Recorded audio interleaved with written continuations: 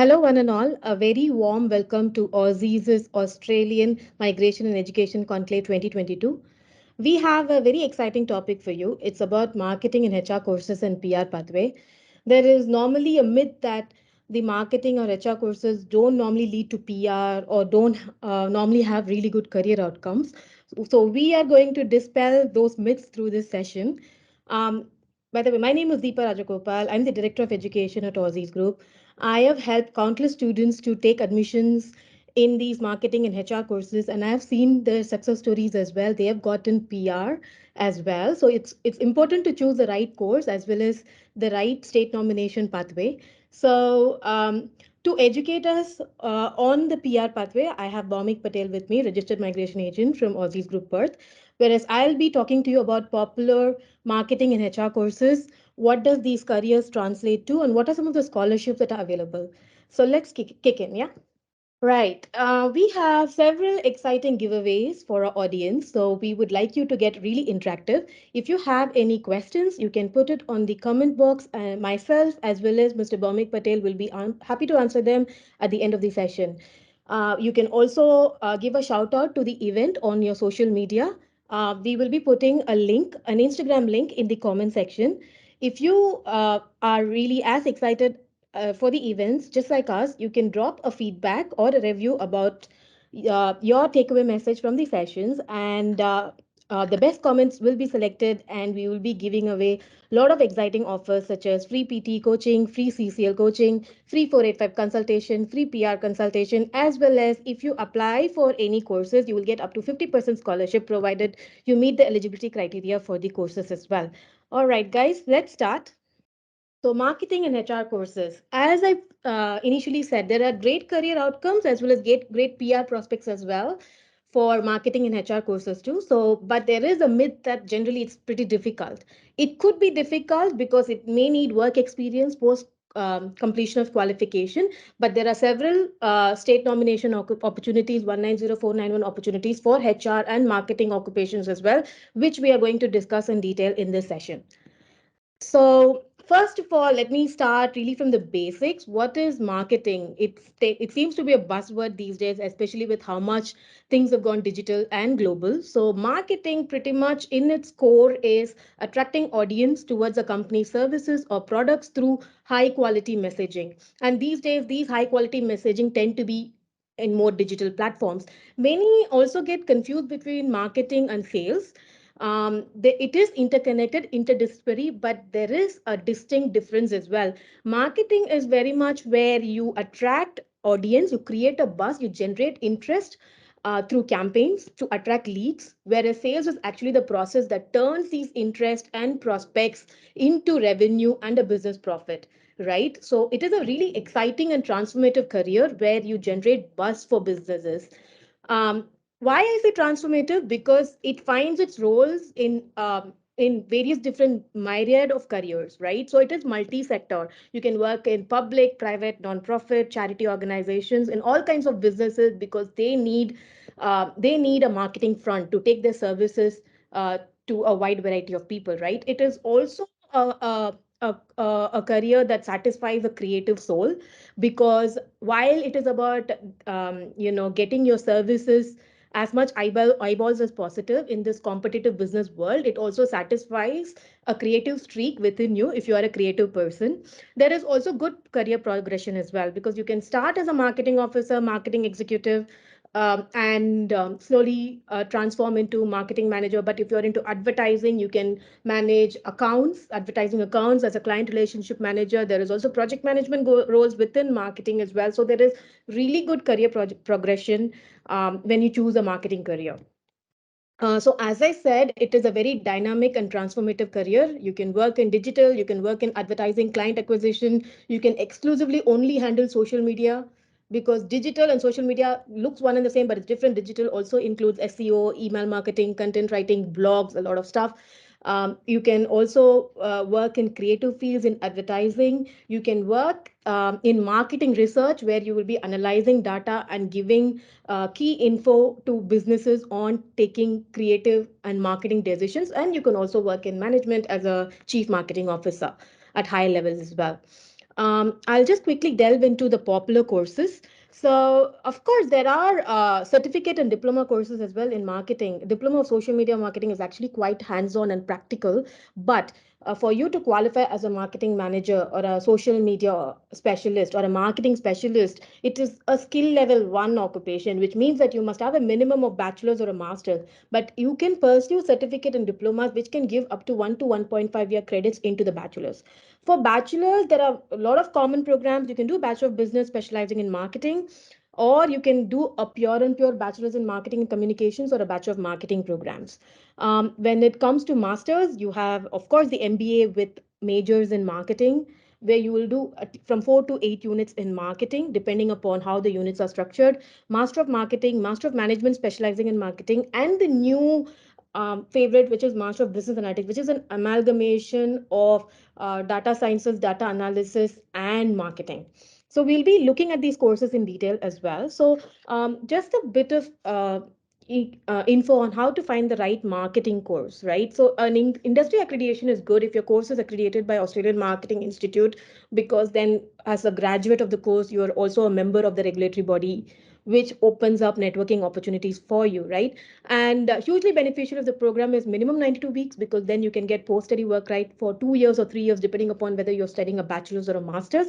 Um, Focus on practical curriculum. If the curriculum of university has internships, capstone projects, internships where you go and work in an Australian company as in your third semester or fourth semester, is always good, because those are for professional enhancement.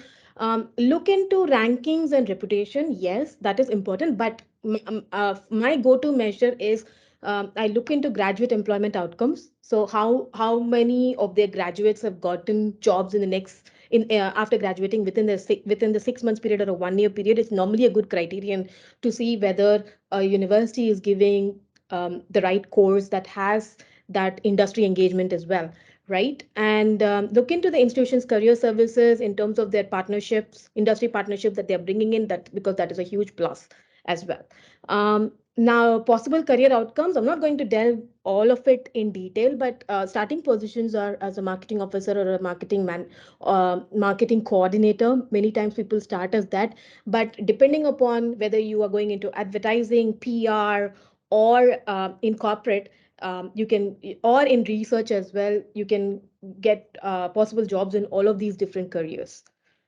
Um, so the most important question is there a job demand, right? Is there a career prospect after I complete? Because I'm going to spend big bucks in these courses as well, right? So of course, yes, because it's ranked highly in terms of future job ratings. Now, all our survey findings are from National Skills Commission, and these are post-COVID results, right?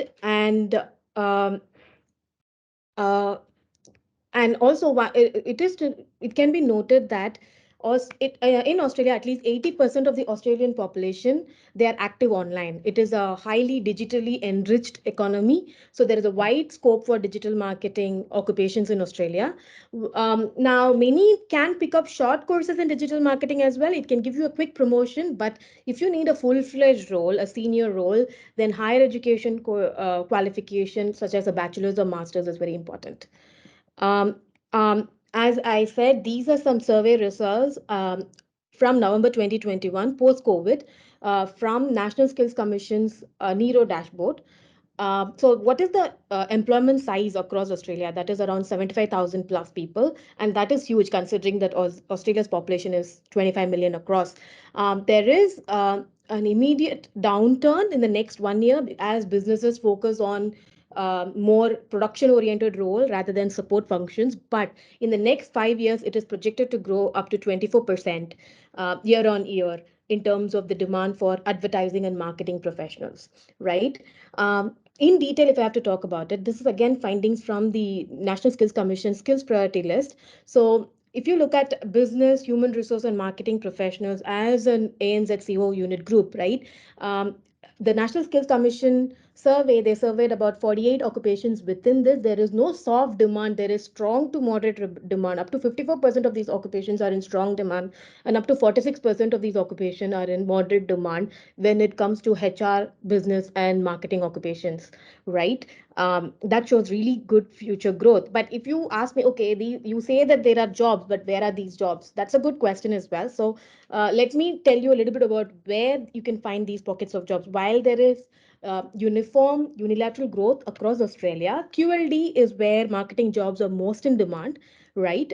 So if you look at this is again data from the Nero dashboard. So if you look at Brisbane as a city, right, in the next 5 years, there is 80 to 100% increase in job market strength and the scope for advertising and marketing professionals.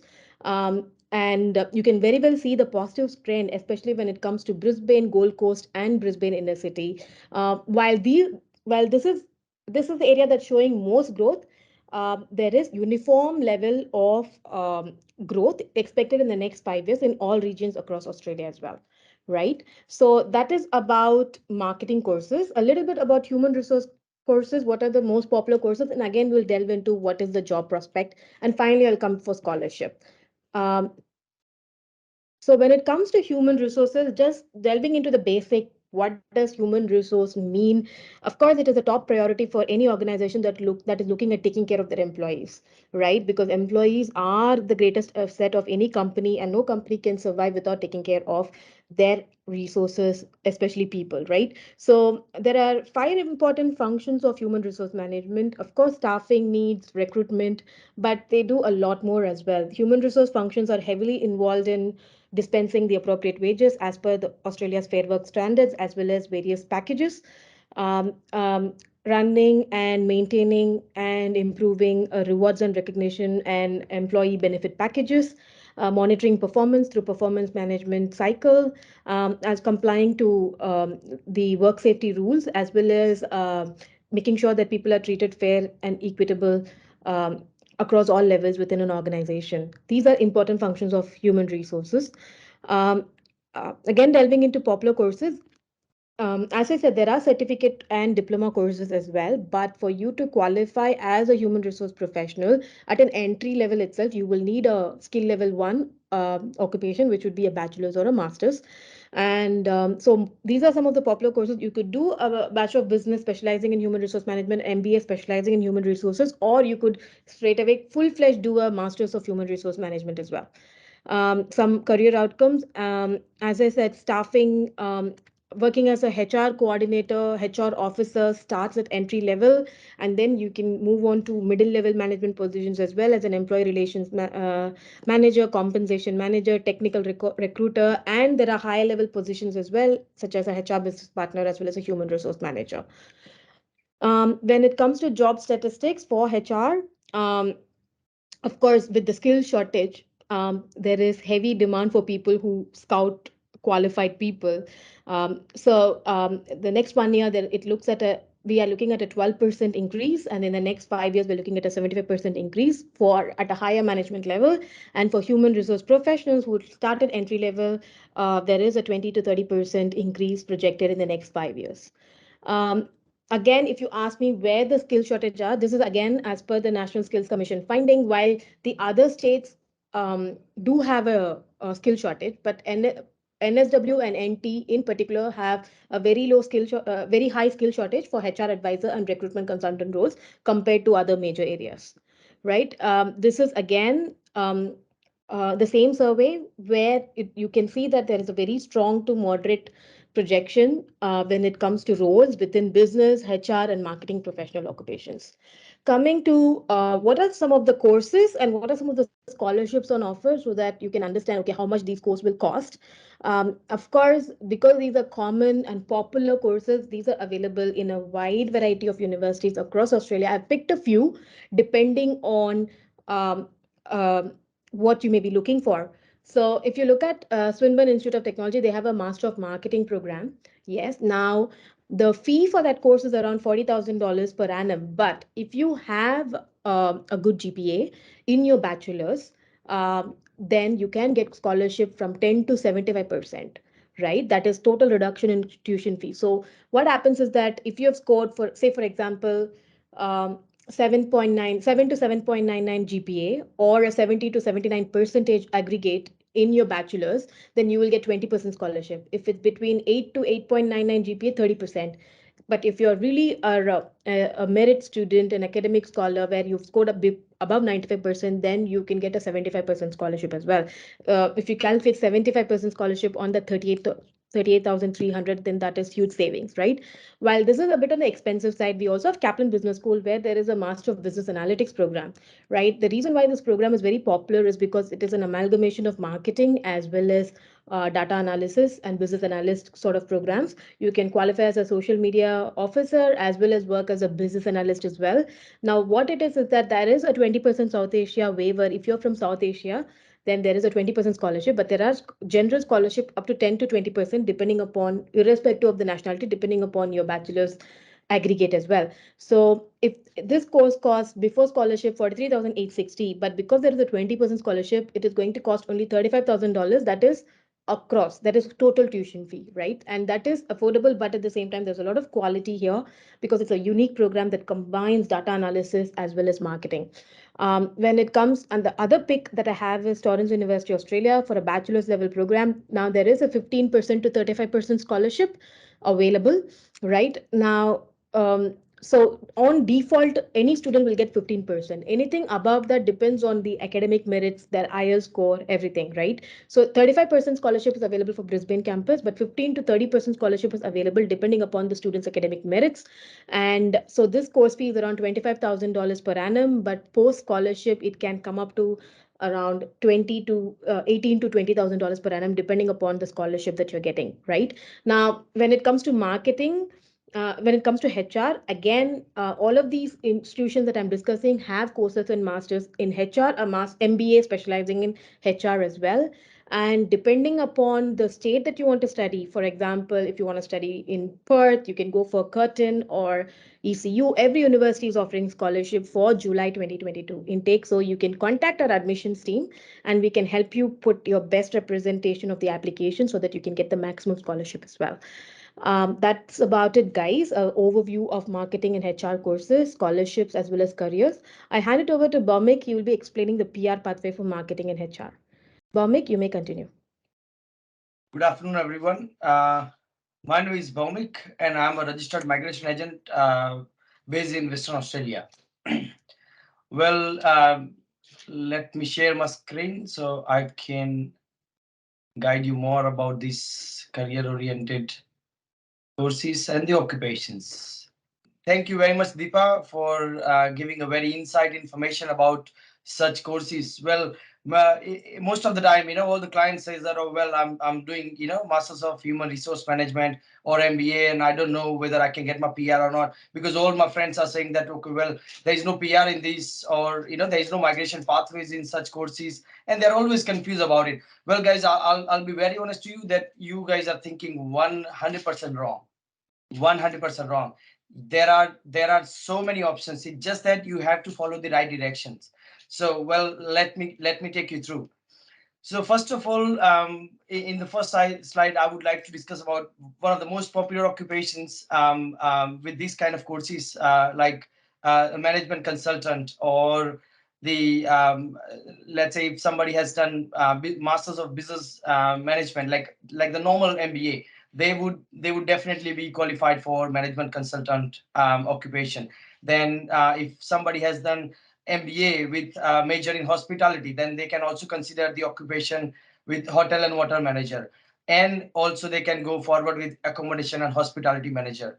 On top of it, we have also got access to cafe and restaurant manager, because as long as your units are covered by hospitality industry, you can't go wrong with the assessing body with such occupations. So they are very much connected to each other. It's just that you have to mold your experience accordingly and then apply for your skill assessment accordingly. I'll be discussing about the skill assessment right after this slide, and I'll be explaining it to you that what exactly the assessing body is looking for and how you can organize your work experience and the documents to get your skill assessment positive.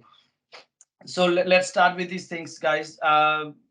overview of the occupations from such courses are also for marketing specialist, the managing director, CEO. Well, these are the corporate occupations, and they are assessed by ALM, the Australian leaders and managers. Um, Other than that, the sales and marketing manager. Well, this is also another one of the top of the range and the corporate occupation. So for such occupations, the assessment criteria are very different. I'll be discussing that later in this session. But I'll be covering more for a vet assess, which is very popular, and the occupations are also very much qualified for a lot of state nomination options and PR as well. So let's start with this the skill assessing body. So vet assess is one of the most popular assessing body among all the other assessing body, and they are assessing more than several thousand occupations. So I don't want to name all of them, but I'll be talking about this human resource advisor, a management consultant, hotel and motel manager, cafe restaurant manager, records manager, and marketing specialist. Now, let's start with this human resource advisor and a recruitment consultant. Well, they both are in the same occupation group. So according to the ENSCO, they are sharing the same ENSCO group. However, they both have a different individual ENSCO code, and the definition is very much related to each other. However, they both have a little bit of a different job description, but assessing criteria for either of the occupation is pretty same. So as long as you have, they are level one occupation. So as long as you have a sorry guys, a bachelor degree with highly relevant measure, then you only would require to have 1 year of experience, and that is it. So if your experience is 1 year and very much related to your nominated occupation, then your assessment cannot go wrong. And once your skill assessment is positive, you have won half of the battle. Once your assessment is positive, then you can start looking for the options accordingly towards the other state nominated pathway, because this occupation is available in short term occupation list, and hence it is accessed by a lot of states to run the state nomination pathways. So the skill assessment for human resource manager, human resource advisor and a recruitment consultant is pretty straightforward. The only thing you guys have to look into this is that whenever you are demonstrating your experience in the through your experience letter, you have to make sure that you have covered pretty much related duties, and you have explained your job description in a way where it is completely matching the ENSCO requirement. And as long as you have covered that part, you can't go wrong with the assessment body, because vet assess is also giving a lot of weight to certain occupations where it comes down to the graduate level positions. So I mean, they are not expecting you to have like some executive level experience for such occupations, so don't worry about that. But yes, if I'll cover the assessment for management consultant, then this is something where they are looking for some corporate level experience, where you must have worked towards the management part for a while, and then you have got a bit of a more promotions towards the same, and then got some more information about it. So when we talk about management consultant, this is very much um, very popular topic as well, because everybody's talking about that. Okay, well, management consultant is in a medium and long term list. If I would get my assessment, then I could apply for my skill visa 189. Well, that is very true, very true. However, the major part here is that management consultant is assessed by VETASYS, and the assessment criteria are a bit strict than compared to other occupations. So they are looking for someone who is assisting business to develop more growth, and to someone who is assisting individual business as well as business to business consultation, and helping them to achieve higher targets and higher growth in terms of the business related strategy. And if that is what you are doing, then you can consider yourself that you are a management consultant. But if you're just working in a small management scale, and you are not taking a certain principal decision to execute certain ideas for a business strategy and develop more growth strategy, then you can't get your assessment done through vet assess with this experience. So considering the situation, I must say that this occupation is not that you would just work for 1 year, 20 hours a week and get your assessment as a management consultant. No, if you're thinking that, then you're wrong. You must consider that you have to have certain years of experience. So this is a bit of a challenging occupation, but I won't say that this is impossible. Well, there are plenty of options. Once you are working in a management sector, you will possibly get some idea, and then you can um, take it from there. So there is always an advantage about it. Then I'll move towards the other occupation called hotel and motel manager. Well, hotel and motel manager is very popular occupation, and and whoever has done bachelors of business major in hospitality management, bachelors of hotel and motel management, bachelors of hospitality and tourism management, they all are considered as a highly relevant qualification. And if you are holding that qualification, then you would only require 1 year of experience, um, which is very related to your nominated occupation or are closely related to your nominated occupation, and you can get your assessment done. So, so that is pretty easy and pretty accurate as well. As long as you have experience and as long as you can demonstrate those tasks in your experience letter, you can't go wrong. So the pathways for PR for these occupations, I'll discuss that in further another slide. But a lot of people, they also ask that, okay, well, what are the criteria for the working hours when we talk about the assessment through VETASYS? Well, the assessment criteria for VETASYS with working hours is only 20 hours a week. 20 hours a week for 1 year, and that 1 year should be in last 5 years, and that is it. Now, when we talk about such occupations towards the management level, I personally would encourage my clients that, okay, well, you should consider to work more than a 20 hours when you're talking about working as a cafe restaurant manager or a restaurant manager. Because looking at the business operating hours and the business operation, it is very challenging for anybody to work 20 hours a week and be a restaurant manager or a hotel and motel manager, unless you are you are just top general manager and just only putting your 20 hours for the strategic planning, and then the rest your team is taking care of it. But we are not talking about that. We are talking about restaurant manager, simply restaurant manager, or a hotel and motel manager. Now, when you're talking about such occupations, they're all operating pretty much 7 days in a week, or maybe 6 days in a week at least. Now, if your business is operating 6 days in a week, and if somebody's saying that, "Oh, well, I work 20 hours a week and I'm a restaurant manager," well, now I wouldn't say that this is a wise idea to work 20 hours a week and have your management criteria to be feeded, because you should consider that if you are working as a restaurant manager with a business who is operating for at least 6 days in a week for a lunch and dinner, well, this is very impossible that you could manage the business with 20 hours a week.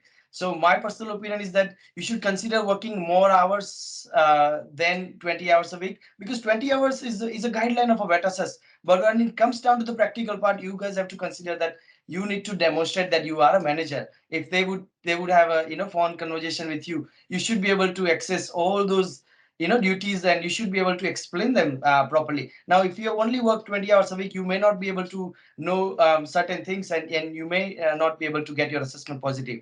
So my opinion to you guys is that you should consider working more than a 20 hours when you're talking about the management level occupations. Now, okay, so this is something about multiple skill assessment. Well, multiple skill assessment, I don't want to confuse you guys here. Multiple skill assessment, it is possible. It is possible to have a multiple skill assessment, but my opinion to you is you should get the assessment which is more appropriate and more demanding according to your timing to apply for your migration than having multiple skill assessment. It could be only advantage if your both occupations, let's say for example, human resource advisor and your recruitment consultant, both are having a different migration pathway. Then it is wise to have a both assessment. But if it is not the case, then don't confuse yourself. So talking about the migration pathway, well, there are so many states who are having a recruitment consultant in their occupation list, but they don't have a human resource advisor, for example. So then, in that case, you can go with this recruitment consultant than human resource advisor. But then, let's say you are targeting two different occupations and two different states. So then you can consider that have a both occupations and apply for both state nomination if you are eligible for that, right? So having a multiple assessment is something that I would say you need to be wise enough to make a judgment here. And for that, you should consider having a one-to-one consultation with migration agent, and we can help you with that as well. So talking about this medium and long-term skill assessment list. Well, medium and long-term skill assessment list. So if any of the occupation what we have discussed, if they are in a medium and long-term occupation list, then you have access to all these visas category which I've mentioned here in the slide. Subclass 407, which is the training visa. 491 has a two stream. One is a relative sponsor, the other one is the state regional sponsor. 485, well, 485 everybody is aware of it. 485 is a temporary graduate visa where from this July 2022, you guys do not have to worry about the skill assessment in any of the nominated occupation, irrespective of your qualification, as long as you meet the Australian study requirement and you are a holder of a 4 as the student visa. You have studied here 2 years, you can apply for your graduate visa. You don't have to nominate any of the occupation anymore. So this medium and long term list does not apply to 485 guys. So don't be confused anymore. 482, yeah, well, 482 is something where medium and long term list plays a vital role. So if your occupation is in a medium and long term list and you are applying for 482 visa, then you can access this visa for up to 4 years. If your occupation is not in a medium and long term list and applying for a 482 visa, then this will only leads to a 2 years visa and plus another 2 years of extension. Now, when we talk about 189, so the only people can access 189 visa are those who are having their occupation in a medium and long-term list. Other than them, nobody else can access 189 visa. So this is very straightforward. For 190 is a state nominated PR called skill nominated visa. Now, for 190, your occupation must be in the state nominated occupation list. And if it is that, you can access 190 state nominated PR as well. 186 direct entry. Yes, 186 direct entry is definitely only qualified through medium and long term list. If your occupation is not in a medium long term list, then you cannot access this direct entry 186 visa. Now, short term. The short term occupation list, everybody is pretty much aware of this as well. That this is again, you can access this 407, 491, 482, 190, and 186 direct entry. Sorry, this 186 direct entry doesn't apply to this. So, unless it is the occupation which is in a medium and long term list. Now, moving forward with temporary graduate post study work right pathway. Well, guys, I've already covered this part that when we talk about this 485 visa, you have to meet the Australian study requirement and you have to apply for your 485 visa within the validity of your student visa, and you must have completed your course within the last 6 months. Now, other than this, the standard requirement for this 485 visa is that you must meet the Australian Federal Police Check requirement. You must meet the character requirement. You must meet the health requirement and you must meet the English test requirement. The English test requirement is that your test must be valid for 3 years and you must have got required score, which is 6 overall, no less than 5. There you can have PTE, TOEFL, Cambridge test, or ET, or any other valid English test, and you can use that for your visa, 485 visa. Now, talking about state nominated 190. and a 491. Well, guys, I'm based in Western Australia, and I'll be discussing this occupation and their state nominated pathway in Western Australia than any other state, because my other colleagues, other migration agent from another states like South Australia is covered by Tejas. He's going to talk about the state nomination and the requirement of the state nomination in South Australia in his session. So I encourage you all to consider and join if you are considering to have more information about South Australia. And if you are considering to have more information about Canberra, then my other colleagues are having sessions. But I'll be discussing more about Western Australia today for these occupations. So let me start with this. Western Australia has three different stream, and all three different stream are having a three different occupation list. So if your occupation you need to make sure that your occupation is in a right stream whichever you are qualified for.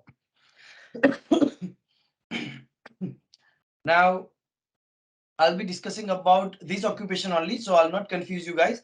So I'll be very particular about this all these occupations. So cafe and restaurant manager.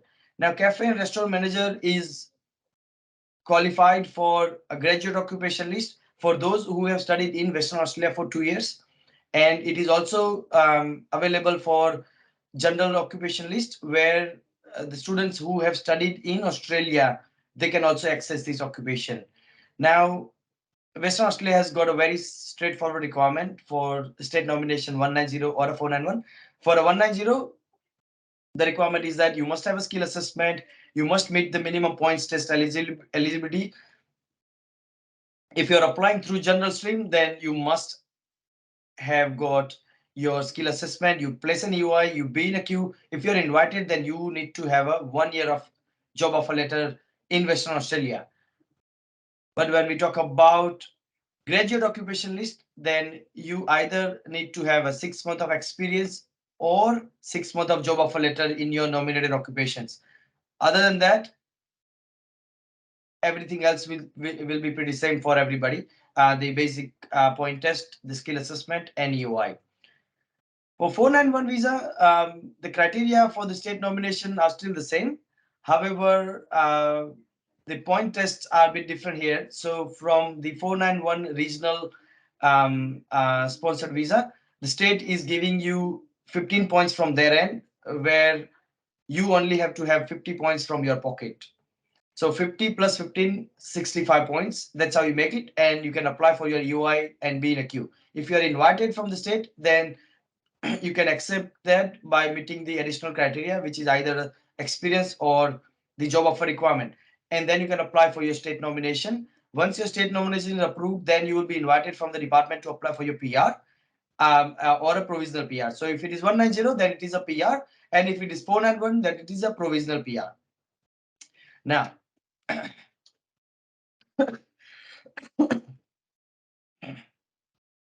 so this is very much about the state nomination through 190 and a 491.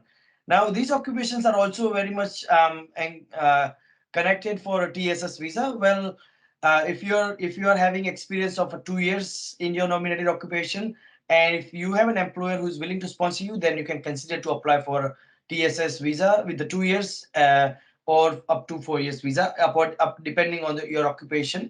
Either it is on a STSOL, then 2 years. If it is on medium and long term, then 4 years.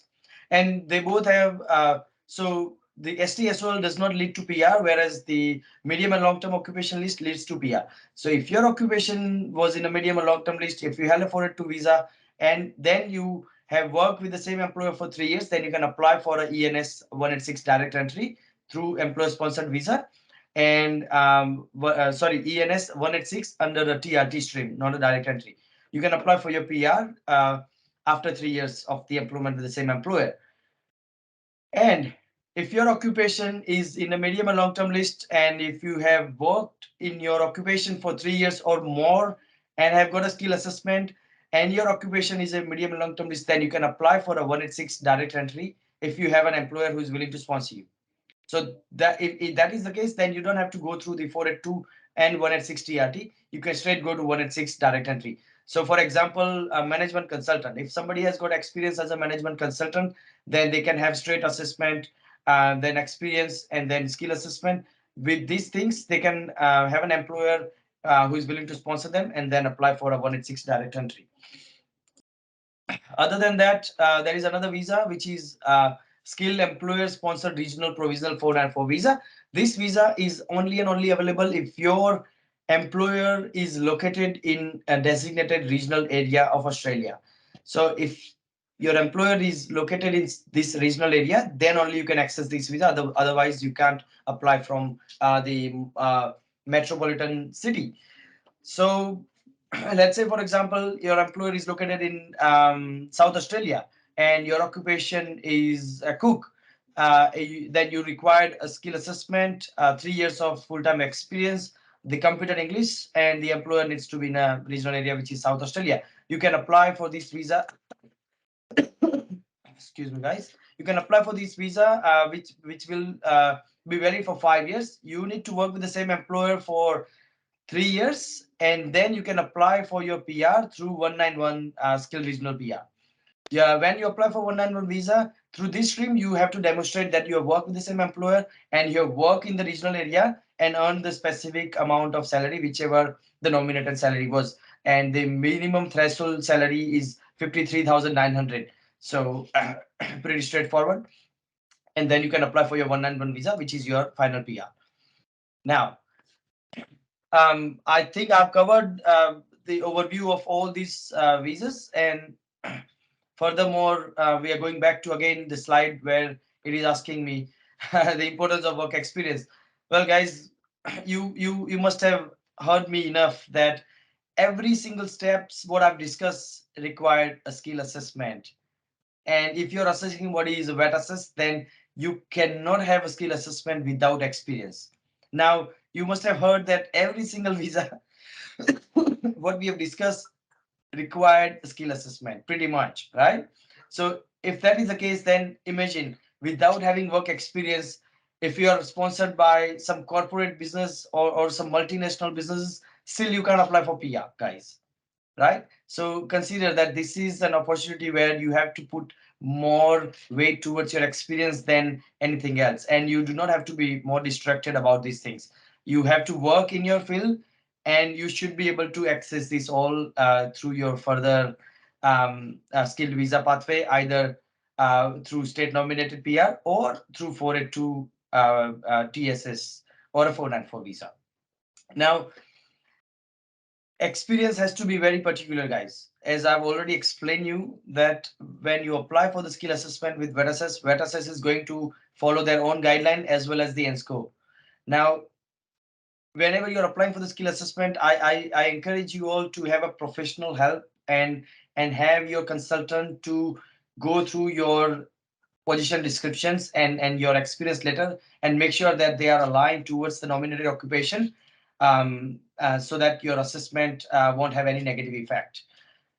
And once your experience is accurate, then your assessment won't have a problem. And if your assessment won't have a problem, then your pathways are pretty straight and it is pretty clear. Now, if we talk about the processing time, well, processing time change every now and then, guys. So I don't want you to completely accept these facts, because these facts are current public processing time, and they are accordingly, where it says that the subclass 190, 75% or more applications get processed in 8 months time, where 90% of applications get processed in 10 months of time.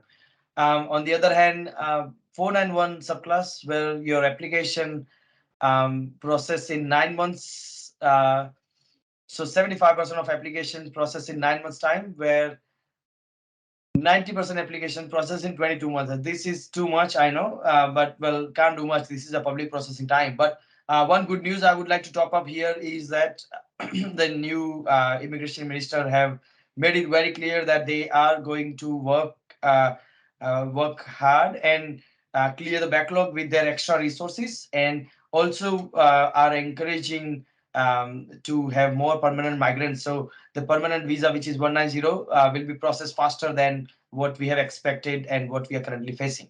So that is a good news, guys. I think I've covered pretty much all the subclasses and the related information about this particular occupations. Um, well, that is all from my end, guys. Feel free to put your questions forward, and I would like to address it. You can email to me as well, or you can reach out to me through the given mobile number, and I'll be happy to help you in any of the particular questions. Well, thank you from my end. And as Deepa have explained you earlier, that we have got a lot of exciting giveaway. So if you would like to engage yourself and access these exciting offers, I would like to request you all to put your feedback and be a participant in such a event where you can access all these giveaway from Aussizz group. And those giveaways, Deepa have already explained it, but I'll again go and just make sure that you all have got the detailed information about it. So we have got this free 2 months PT online coaching. We have got this CCL online coaching. We have got this free 485 visa consultation, and we have also got this free PR consultation, 30-minute with registered migration agent. Well, you can't go wrong, guys. When you have a one-on-one consultation, you will have a very different feeling as well. So you can access these all beautiful things and all exciting items by participating and leaving your feedbacks. And the last one, which Deepa have given a very thorough information about the scholarship. So yes, you should consider this. This is a great opportunity, and we are all here to help you if you have any other further questions. Thank you, guys. Thank you so much. Thank you, Bhaumik, for the very engaging session. We do have questions on the chat box. Yeah, Would you like to take a few? And yeah, then, sure. of course, we would be short on time, so we can schedule a one-to-one consultation with them later. Yeah, But let's try taking few questions. yeah, Um, I mean, this is a repetitive question. Scope for marketing in Melbourne, Victoria as a state. yeah. Uh, Okay, so guys, marketing skill assessment is mandatory as I've explained it. But for okay, I'll be very honest. Okay, guys. So listen to me very carefully. Whoever has asked this question, the occupation list in Victoria does not have access to this occupation. So you don't have many opportunity in Victoria unless they change some criteria and the occupation list in this financial year. Uh, but other than that, you have to consider that marketing specialist is available in South Australia. It is available in Canberra, which is ACT. It is available in Northern Territory. So you need to consider yourself accordingly if you are relying on the state nominated pathway, or else you can also consider going through the employer sponsored visa. If you have enough experience, you can access 482. If you have enough experience, you can access this 494. If you have limited experience, that you can go through 407, which is a training visa, and then move to the 482 and further 494. But yes, there are plenty of options. So giving you the answer about Victoria, well, sorry my friend, it is not there. yeah, so Victoria is heavily focusing on STEM-related occupations. Um, Having said that, the Ishita, if the session is only discussing Western Australia, which other sessions are going to talk about NSWSA? Can you share the link for them? Yes. So day 4 of our conclave, we are going to dissect each and every state. So we have separate sessions for SA, we have sessions for NSW, we have sessions for Western Australia, we have sessions for NT. Do join on day 4.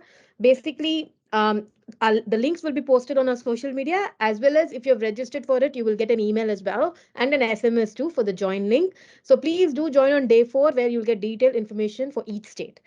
Um, Now we'll go through a couple of more questions, Yes, Bhaumik, sure, sure. in Yeah, between for not a you. problem. Uh, what is the fee for graduate work visa subclass 485? Okay, Uh, so yeah, so before this 1st July, the fees were $1,650. But they have recently changed, and the fees have slightly gone up, which is $1,730. Yes. And follow-up question is, I need what kind of IELTS I need to give, academic or general, for graduate work Okay. visa? Yeah. So for graduate work visa, the IELTS can be either way, either academic or general. It doesn't have to be any specific. So you can take whichever you like. Right. And Saurav Jain wants your tips on how do we find employer-sponsored jobs in these fields. Could you give them a certain idea on how to get out there to find those employers? Yes. So first of all, Saurav, your question is very spot on. Um, so let's say, for example, if you are experienced and you already have an experience in your nominated occupation and in your field, then looking for such opportunity to work in marketing or HR or management consultant or cafe restaurant manager is not a hard task for you, right? But if you don't have any experience, then you have to apply for the job which is starting from the very basic scale. So as Deepa have explained it earlier, that you have to start from the very bottom. So if you have studied Masters of Business Administration and apply job as a management consultant, nobody is going to hire you. Definitely not, right? And if they don't hire you, you don't have any grounds to consider that they will sponsor you. So considering the circumstances, you need to understand your profile first and then apply for the job accordingly. So if you're a brand new, if you're a fresher, then you have to start somewhere. While you are in a student visa, while you are studying, you can also apply as an intern. And then once you are done with your qualification, while you are going on a graduate visa, you can have a very basic experience and start working from the very bottom. So slowly you will progress and gradually you will gain the experience, and their employer will possibly consider to have you for the long run game, and then they will sponsor you as well. So this particular fundamental will apply to any of the person, either it is Saurabh or anybody else, and this fundamental will remain the same, either it is in Melbourne or in Western Australia. So it's pretty simple, guys. Correct. So let me expand a little bit on that. So guys, if you do a master's, you're getting 3 years of post-study work rights, right? But start early during your coursework itself. Try to find an internship because Australian work experience on your resume is going to make a field of difference, right? Once you get a little bit of Australian work experience, unpaid also, then you can then apply for those entry-level occupation that I mentioned, which is HR coordinator and HR officer or marketing coordinator, similar entry level jobs that will get your foot in the world, and slowly you can progress from that, right? If you are looking for a management consultant straight away as a job opportunity, you're not going to get it because you have to build your profile first. Another question is, will we get the recording of the session? Yes, all of the sessions will be available on YouTube. We'll be uploading it after our 5-day conclave is over. You can rewatch it, and you can also communicate with us if you need one-to-one consultations on that. um, it, Saurav again is asking a question. Is SA the best place to get PR right now? Living there for 6 months and applying for 491. Tomik. Yeah. I'm just trying to process this question again. So what is it? Let me read Let me it. repeat. Is Okay. South Australia the best place to get PR? Uh, he's living there for the past 6 months and wants to apply for 491.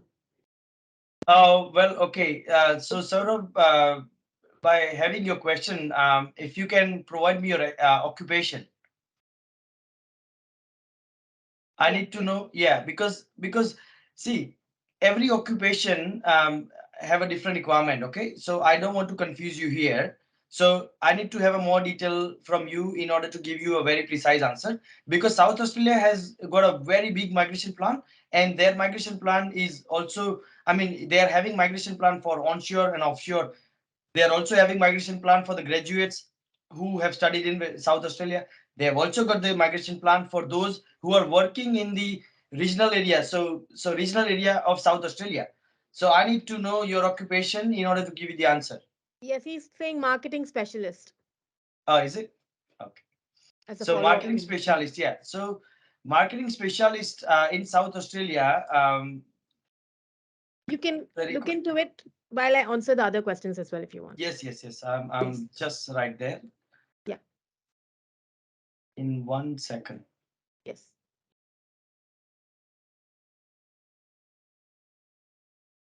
Um, Rohan has asked, I heard there is no visa fee for COVID affected. Is that true? Now it depends. There is no concession for 485. Yes, they've announced replacement 485 if you've lost time um, on your TR because you're stuck overseas, but there is no fee waive off, right? But if you are a student and your studies have been affected because of COVID, then you can get a concession on the student visa fee extension as long as your provider is willing to give a letter that your studies have been affected because of COVID. Rohan, that is for you. Um, Yep.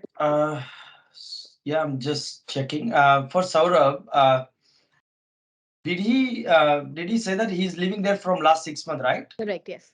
Yeah, but he is not a local graduate, correct? Well, that's what we'll have to understand. I guess, Saurav, what I would suggest is to we have Bomic's details here. You can Just write to email it to him. me, Saurabh. Yeah, you can email because we'll have to look at whether you're a graduate of South Australia or not, and depending on that, we'll have to advise you. So Yeah, please because reach out to Bomic and he will explain further. Yeah. yeah, 100%, Saurabh. Feel free to email it to me, and I'll definitely get back to you by tomorrow. I'll give you a very clear answer for your question, okay? But I Great. just don't want other people to wait in a meantime. Right. Um, I guess we will wrap up the session. Guys, we are sorry if you're not able to get to all the questions. We are out of time. But having said that, we have a lot of sessions coming up. Day two is going to be about STEM occupations and PR pathways, which would mean health, community, teaching, social work, nursing, and PR pathways. Day three is going to be about trade courses and PR pathways. Day four is all about the state's 190 and 491 state nomination programs. We are going to dissect each and every state. And day five, then it's about the visa pathways for everyone else, which is other than GSM, parent visa, tourist visa, 408 visa, student dependent visa. So we are going to have multiple sessions. So spread the word out there. These are really informative. It will give you a start point. It will give you a clear cut idea. After that, you can build upon that by communicating with our migration agents for one to one consultation. Um, we thank you from the bottom of the heart for joining these sessions. We wish you best of luck in all of your endeavors. Thank you. See you tomorrow on day two. Thank you, Bomik. Thank you, guys. Thank you, everyone. Thank you, Thank Deepa. you. Thank you. Bye. And if we will get back to you on the questions as well, guys, please make sure to have reach out to your local offices for a one-to-one consultation. Thank you. Yeah, thank you, guys. Thank you.